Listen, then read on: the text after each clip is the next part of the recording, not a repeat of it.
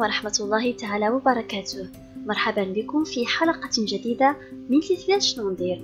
عدت إليكم أعزائي الأصدقاء في الجزء الثاني من الدرس، وأعتذر عن هذا الغياب الذي كان خارجا عن الإرادة. إذا إن شاء الله اليوم سوف نرى الجزء الثاني من الدرس الذي بدأناه تحت عنوان العلاقات الغذائية داخل الوسط الطبيعي. إذا هذه الفقرة غادي نشوفوا فيها أنواع الكائنات الحية اللي كاين ثلاثة.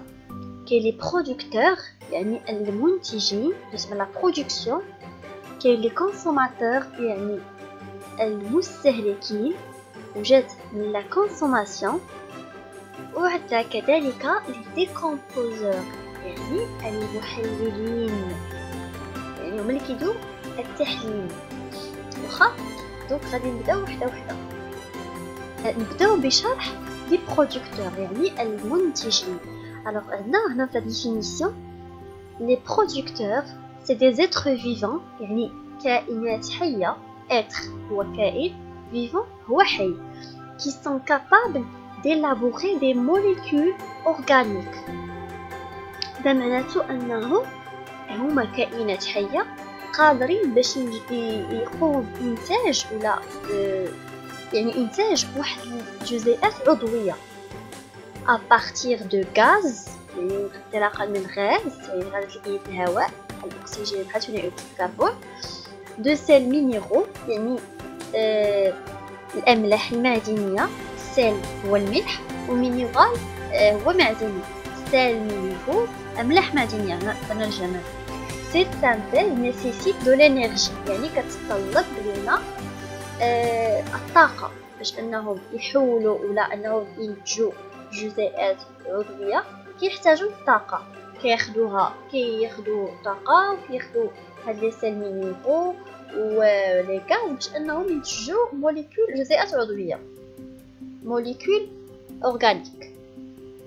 وهنا عطيت لكم مثال الاشجار. غالبا يعني كل الاعشاب ولا النباتات تقريبا كتكون برودكتور. من بعد عندنا لي كونسوماتور يعني المستهلكين. alors les consommateurs ce sont des êtres vivants يعني كائنات حيه incapable هي الضد ديال كلمه capable يعني غير قادره. capable هو قادر، incapable غير قادر. de synthétiser par eux-mêmes des molécules يعني هما ما تيقدروش ينتجوا مواد يعني عضويه. اش كيديروا؟ كيستهلكوا، يعني ما يقدروش ينتجوا جزيئات عضويه كما كيديروا الاشجار. اذا داكشي علاش كيستهلكوهم، داكشي سميناهم مستهلكين. وهنا عطيتكم مثال ديال الحيوانات، تكون قط وكلب وجميع الحيوانات تقريبا هي كونسوماتور ماشي برودكتور. ثالث حاجه هي لي ديكومبوزور يعني المحللين.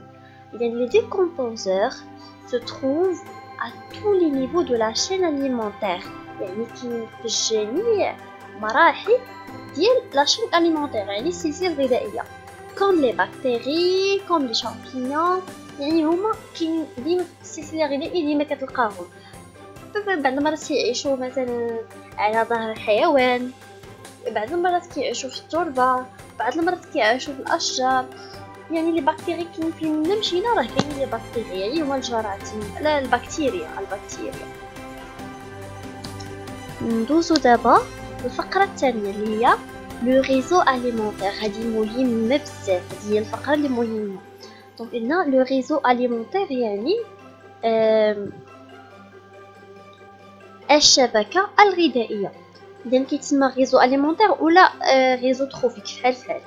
alors le réseau alimentaire est un ensemble de chaînes alimentaires يعني هو مجموعة من السلاسل الغذائية reliées entre elles au sein d'un écosystème c'est-à-dire مرتبطة بعضها البعض في واحد الوسط طبيعي.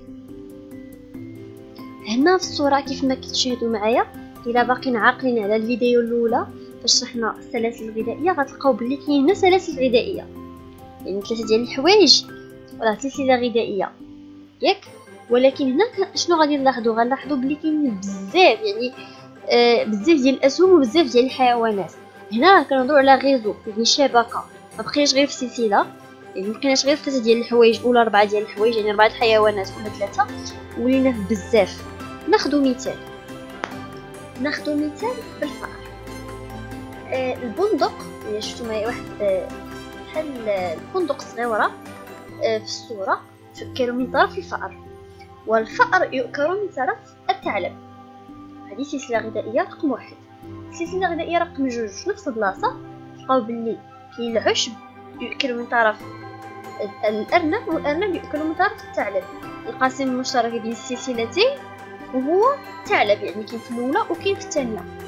الثعلب كذلك يؤكل من طرف البكتيريا، ولكن انسى الا مات كادافر هي جثه، يعني فاش كيموت الفأر ولا الثعلب عفوا كيتحلل في التربه، ودوك البكتيريا اصلا فين كيعيشوا في التربه، هما اللي كياكلوا هذاك الثعلب. ناخذ مثال رقم 2. عندنا ديستير مينيرو يعني املاح معدنيه كاين في التراب، هذاك راه التراب تحت لو سول. عندنا في الارض كاين التربه شنو فيها املاح معدنيه. كتغذى عليها العشب وكتغذى عليها الشجره باش كتنبت. الشجره فاش كتنبت تؤكل من طرف شكون؟ الديدان، الدود يؤكل من طرف الطيور تؤكل من طرف الحيوانات، وهكذا. يعني شيء كياكل شيء. وبعض المرات كنلقاو بلي كاين حلقات مشتركه بحال كيف ما شرحت لكم في المثال الاول. الثعلب هو حلقه مشتركه بين السلسله الغذائيه ديال اللي فيها الارنب والسلسله الغذائيه اللي فيها الفأر. وببساطه هذا ما يسمى بالشبكه الغذائيه، يعني لو ريزو اليمونتير.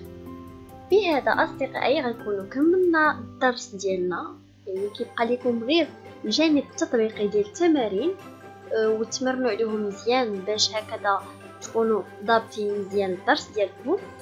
اضرب لكم موعدا في حلقه اخرى من سلسله شنو ندير مع الدروس ان شاء الله. دمتم في رعايه الله والى اللقاء.